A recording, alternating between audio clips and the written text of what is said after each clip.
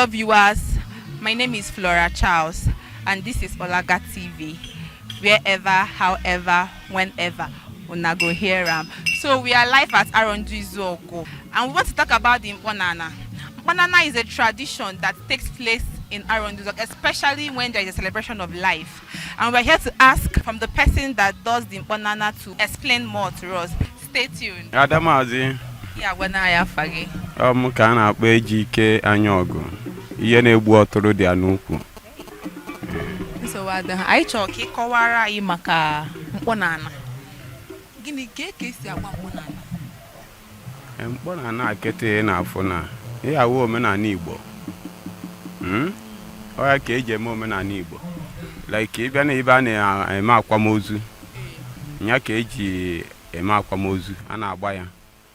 Omenala onye agba ya keta, onye agba ya na mmadụ nwụrụ keta. Then onye mbụ nwụburu before na the family agbara ha MKPONANA. Agaghị agba ya na onye abụ nwụọ tiri abịa gba nke onye mbụ ha nwụrụ before. So ọhịa wụ ihe omenala. Then ịbịa na mmemme ndị izu ọgụ na ihe eme ike eji izu ọgụ. Dide a na-akpọ ya egbugbu. MKPONANA ka ọ na-eme onye gbuo ewu igbutu ha na ndị ichie ebe nna ya ewu nna ha ike imerụ ha ike eji gba MKPONANA. Ọ ya wụ omenala Igbo. So ọhịa gbasara MKPONANA ka nna arụkwanụ. Ọmụ ka a na-akpọ ihe na-egbu ọtụrụ n'izu ọgụ. Maazị, ndị mgbe ibido gbawa MKPONANA? Agbana MKPONANA more than 15 years na ndụ na obere wee gbawa ya. Nọ na m bịara ebe a na-eme mmemme like this, ebe a na-eme akwamozu, a na-akwa mmadụ. So mfu onye na-asụ the thing. So m na ọ dị awa ọchịcha ka o si asụ the thing, ka o si akọpụrụ ya na mgbe o bidoro ya.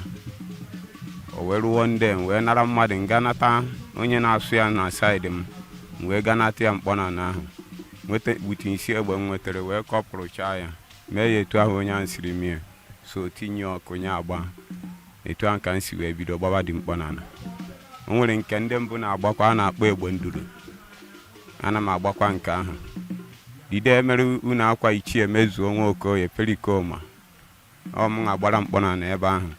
Ihe m gbara ebe ahụ 400 and witi egbe nduru 4 ka m gbara da place. Ọ m ka a na-akpọ ihe na-egbu ọtụrụ.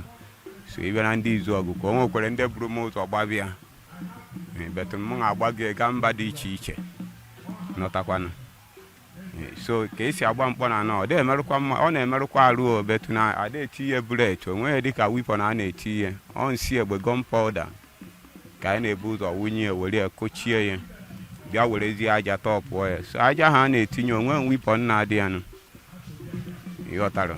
So onweghị ọ na-emerụkwa mmadụ ahụ. That's why o ji eme iti ikwu ya. Aya na-agbakwa ọsọ. Ibi nsọ na ịkọpụrụ gunpowder ahụ tinye ọkụ. Opu uru ometụ gị na-arụ. Ọ ga-ewu ndụ gị.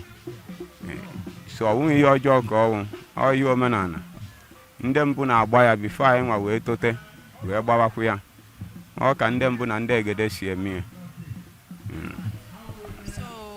Sọsọ mbọsị ahụ ị hụrụ ka mmadụ na-agba ịmụghị ya amụ ọzọ, ịmụzighị. Ome onye nsi akụziere m ka esi agba ya na m fụrụ ka onye ahụ na-agba ya dadị wee tụọ nka m si wee mụta dị MKPONANA wee gbakwanụ ya. Unu nwere ike ị na-agba MKPONANA mmadụ abịa kete nso bịa na-eke unu si ya, mmadụ nwere ike ịbịa mbe MKPONANA na-agba? Ị nwere ike eti ihe dịka ị nwere ike inye like gap of 12 feet or 14 feet.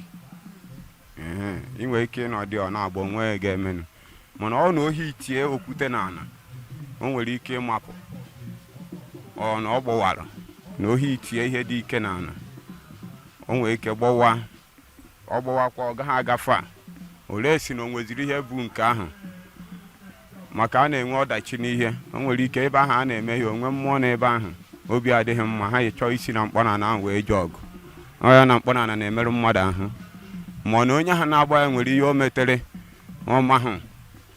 MKPONANA nwere ike si ebe ahụ wee nyekwu ya wundu. Ọ tinye ọkụ si ebe ahụ fepụ gbuo mmadụ. Sinsi mgbara MKPONANA m egbubeghị mmadụ. Mana ọ na-agbawa ọtọ nwere ebe ahụ gosiri na onwe ihe na ọ dị ya na nka dị MKPONANA adịgo weak. So some MKPONANA na-agbawanụ na ụfọdụ adịgo weak. So nwere ihe na-ebukwe n'ihe. o ji agbawa so ka o si wee dị mkpọnana abụghị ihe ọjọọ ọ na-emerụ mmadụ ahụ betụ na ọ ga-erunie nso iti ikwu ọkụ ya wụ ogbu agwọ na eze ndụ agwọ na onwe na eze ndụ so anyị na onwe anyị na-agbụ ya na ezie ndụ maka egbe ahụhụ nwanne mmadụ dụmata na ome wipọ na-eji ya mana etirie n'ime mana ọ ga-egbu mmadụ so onye nna-achọ ime ka ịghọta Adamazi maazị ndị ihe ọjọọ nwanụ mmadụ ya eme mkpọnana ya eji merụ ya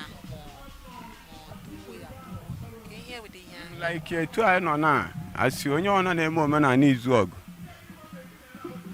dishon ịkwụwara aka gị ọtọ onye ada eme nsi ide egbu mmadụ ide anọ na mmụma ime ihe ọjọọ imegide mmadụ ị nwekwa n'ike ịfụ like nwunye mmadụ ị ga-atụrụ ahụ ya maka onye ọna na-edina nwunye mmadụ na-eti aka n'ụmụ ya ndị ọ na-enye ya nsogbu na ahụ ọ ga-esi na anụ merụọ ya arụ so ụmụ ihe ọjọọ dị iche iche onye ọna na-eti aka na a na-ekwesị ma onye na-agwọ ọgwụ ọjọọ dị iche iche maka onye ọna na-agwọ ọgwụ igbu mmadụ so ihe sofa na ị na-eje n'egbe ọkwa ọfọ n'ogu egbe ahụ ị na-agbakwa ga-egbu gị o si n'aka gị gaa merụọ mmadụ ahụ eke igwe okwu n'isi so onye dị na mkpọnana my sister Adamazi